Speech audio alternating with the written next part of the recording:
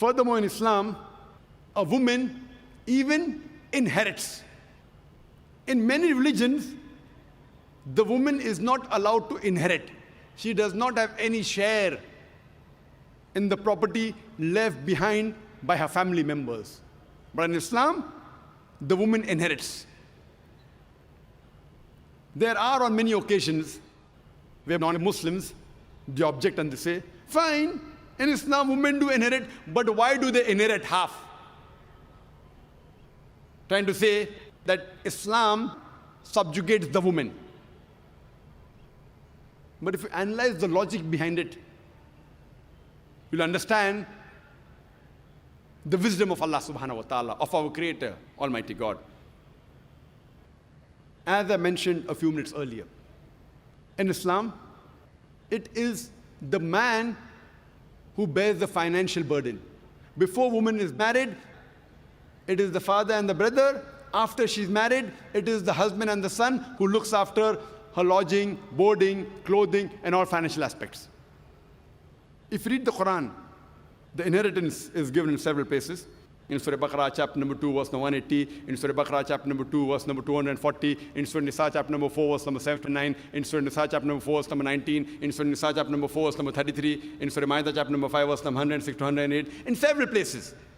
But the most specific share division is given in Surah Nisa, chapter number 4, verse number 11 and 12. Where it says that Allah subhanahu wa ta'ala has ordained that in what you leave your wealth for your children, the sons get double the share of the daughters. If only daughters, 2 or more, they share in 2/3. If only one, she gets half. The verse continues, in what you leave for your parents, each get 1/6 if you have children. The mother gets 1/3 if there are no children. And the verse continues, in what your wives leave for you, you get half if there are no children. You get 1/4 if there are children. What you leave for your wives, they get 1/4 if there are no children. They get 1/8 if you have children.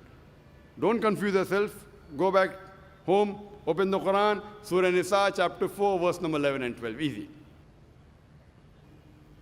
I do agree that most of the times, the women inherit half the amount what the men inherit. But there are occasions when they inherit equal. For example, 1/6 both for the parents, for mother and father, if they have children. But if they don't have children, mother gets 1/3. That means double than that of the father.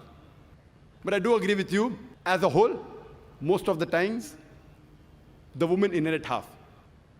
Son gets double than that of the daughter. Husband gets double than that of the wife, most of the time. What is the logic behind it? The logic is, as I mentioned, since man is the person who takes the financial burden, and suppose there's a person who dies, and after giving the shares of the other people, if $150,000 or 150,000 rupees is balanced for the children, after giving the shares of the other relatives, if $150,000, 150,000 rupees is balanced, and that man has got one daughter and one son, the son will get $100,000 or 100,000 rupees, and the daughter will get $50,000 or 50,000 rupees. People will say, injustice. Why did the daughter get half?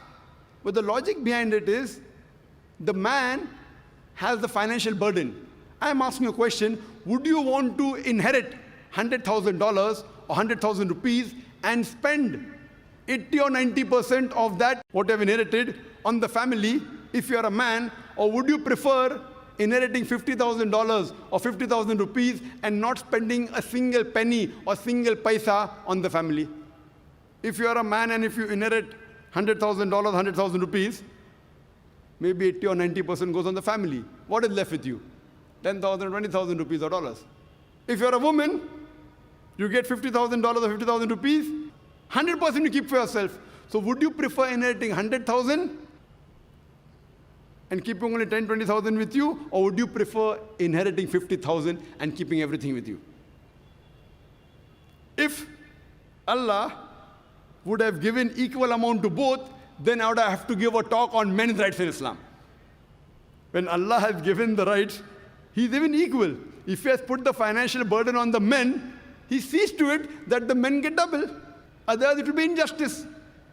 And the Quran says in Surah Nisa, chapter number 4, verse number 40, Allah subhanahu wa ta'ala is never unjust in the least degree. So if you know the hikmah behind it, you'll realize that the guidance given by our Creator is the best. Just because the women in Islam are financially more secured than the men, what would you say? The women in Islam, are they protected or are they subjugated?